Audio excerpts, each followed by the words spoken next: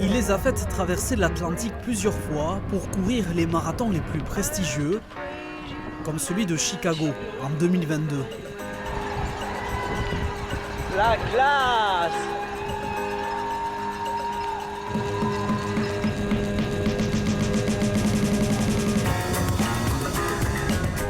Depuis plusieurs années, Nicolas Duplat conquiert le monde à sa façon, en espadrille. Que ce soit à Chicago ou à Hendaye, sa paire rouge ne passe jamais inaperçue. Non, il faut faire gaffe par contre. Ah, j'ai fait spelette aussi, c'est vrai. Mais il faut faire gaffe aux chevilles. En fait, j'ai regardé ces chaussures direct et j'ai dit c'est quoi, c'est fou. Mais,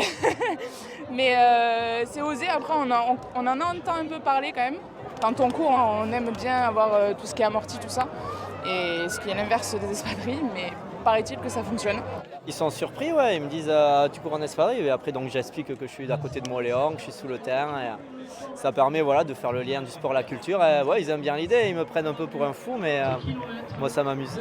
Alors, c'est parti pour cette 3e édition d'Hendaye Trail avec... Ce jour-là, les 10 km de l'Hendaye Trail s'apparentent à une promenade de santé pour le sous-le-terre, désormais habitué à ces sandales pyrénéennes, à la base pas franchement faites pour la course à pied.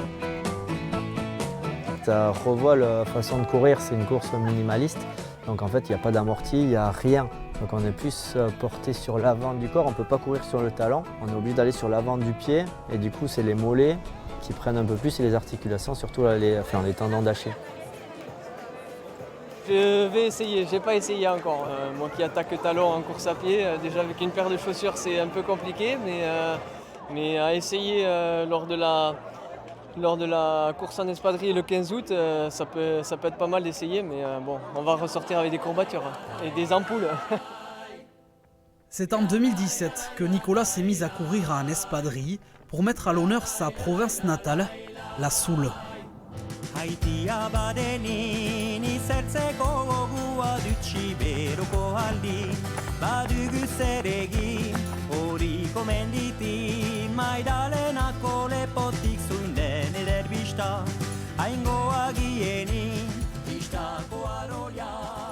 Au départ, c'est un Catalan qui avait fait le marathon de Paris en Vigatane, c'est les espadrilles du sud-est là-bas. Ça avait fait le buzz. Et il y a un fabricant de moléons qui avait mis un message sur Facebook en disant « Est-ce que quelqu'un veut essayer avec des espadrilles sous le Tine ?» Et donc je suis allé les voir, j'ai testé et j'ai commencé à prendre goût.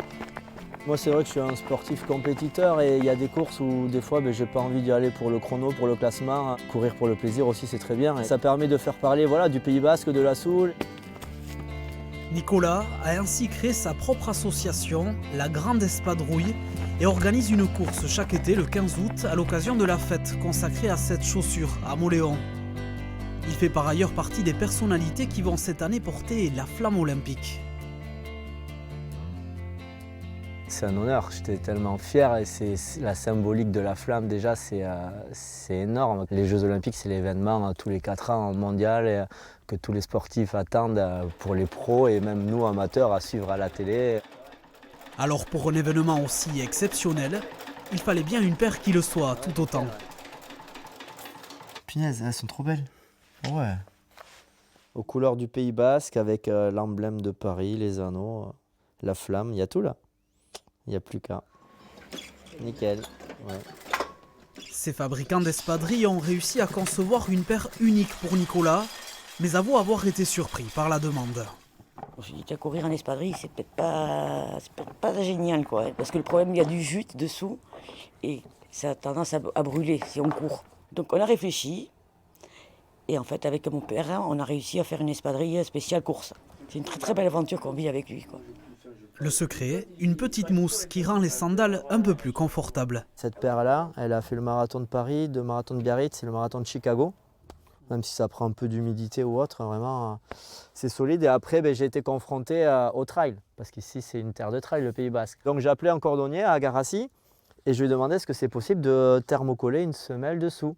Donc on a élaboré ce modèle-là, j'en ai qu'un pour l'instant, c'est celle-là. C'est avec une semelle Vibram. En 2021, Nicolas fait fabriquer une autre paire spéciale équipée de guêtres pour accomplir l'un de ses rêves, courir le marathon des sables au Maroc.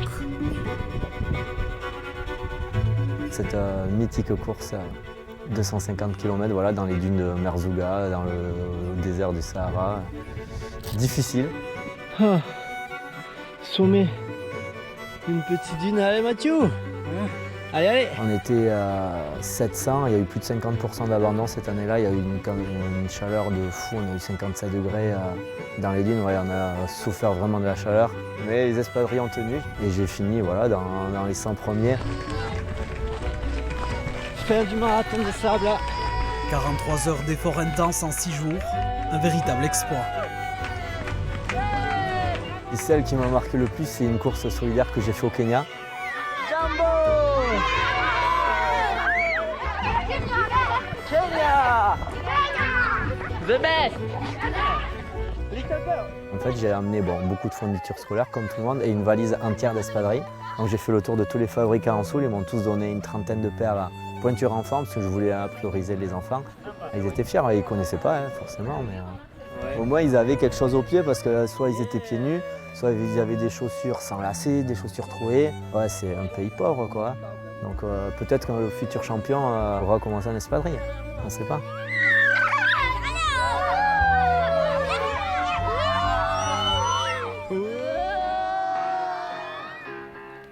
Président du club Chibello Tarak avec qui il organise chaque année le Tour de la Soule, Nicolas a à cœur de mettre en avant son territoire, partager son amour de la course à pied et n'a pas fini de parcourir le monde.